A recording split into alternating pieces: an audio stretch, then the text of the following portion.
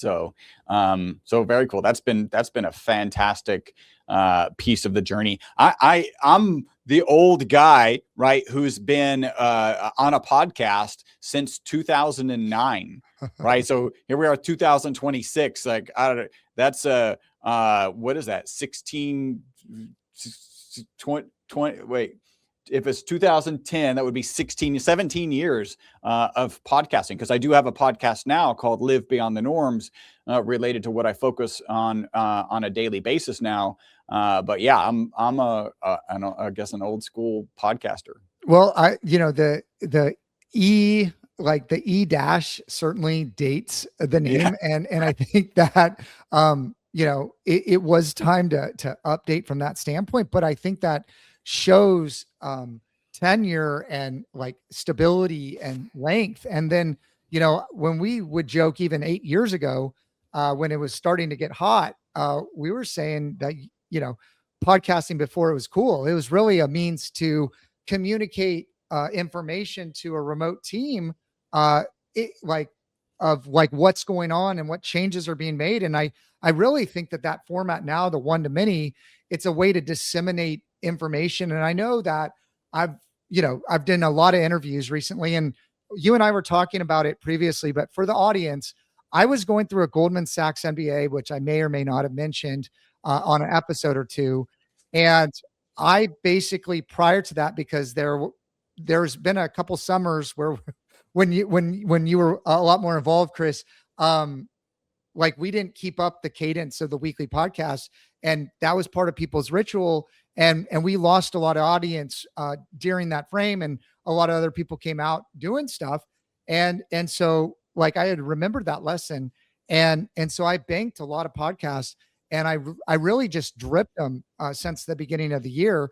And I have a lot of great guests that are in the works, in line, as I'm a lot more active. And, I know you and I wanted to maybe talk about some of the things you're doing with your podcasts. I know a lot of other people have started podcasts, and it's not an immediate successful result like SEO. Like, you make a couple changes and then boom, you got some improvements and things are getting indexed quickly. It compounds over time. But there are certain things that you can do and learn that are shortcuts in how to be a better podcaster, or how to be better at content distribution. Yeah, I will. So one, the immediate results, I'll share how long it took before we got our first call. The way we ended up starting the podcast is we had a sales manager, and I didn't know, he was the first, really kind of the first hire, and I didn't know how to train him. Right. So I was like, hey, here's this podcast. I can't even remember the name of the podcast. Some was out of New Jersey or something. Hey, listen to this. And he probably a week later came and said, hey, why don't we do our own podcast? That was probably on a Monday. That Friday, we recorded our first podcast. That was how do we jump on these things? That makes a lot of sense. And so one great way to train up people who are coming on board, hey, this is how you do SEO. Two, to what you mentioned, this is how you kind of have cohesiveness in the team, right? So everyone on the team is listening to the podcast. They're on the same page. They have the same enthusiasm, the same excitement. And then, of course, potentially as a marketing strategy, I can tell you we didn't get our first phone call for 12 months, right? So we were putting a weekly podcast out. Was it week? It was weekly podcast out, and for 12 months before we even got our first, hey, you guys exist. I hear you. So yeah, it can be a longer strategy. And there are things that I might do differently now, because we didn't do interviews really until you came on board. And it's a smart strategy to do interviews. Now, I'll tell you, kind of in the YouTube space, and kind of from my experience now, because I actually record and put out 2 podcasts per week for Live Beyond the Norms. So I just want to say, Chris is on the level of content production as a Alex Hormozy. I am serious, and you've met Alex Hormozy.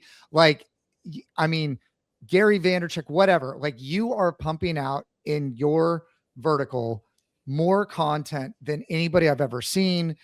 Doing the online where you did 60 interviews. It was an online conference. I Yep. mean, you've taken podcasting to the next level. Well, I'm going to share there's two pieces to this story that you're involved in. So one, I remember when we first started working together, one of your statements was, hey, companies of the future need to be a media company. And in my head, I was like, okay, it didn't really resonate. And I'm in a studio now, right? Like I know, like I'm literally at this office, have a studio, and I believe that as a company, we're doing the right thing when I'm in this studio because we are now a media company, and that's really important. The other piece, being on podcasts really wasn't on my radar. So I'm not talking about, having a podcast. Being on podcast wasn't on my radar. You came to me and you said, I've got this vendor who will get you on podcasts. It's not in my budget right now. I need you to buy from this guy so that he gets you on podcasts because I think I need to keep him in my hip pocket. And I think it'll be of value. What a great decision, right?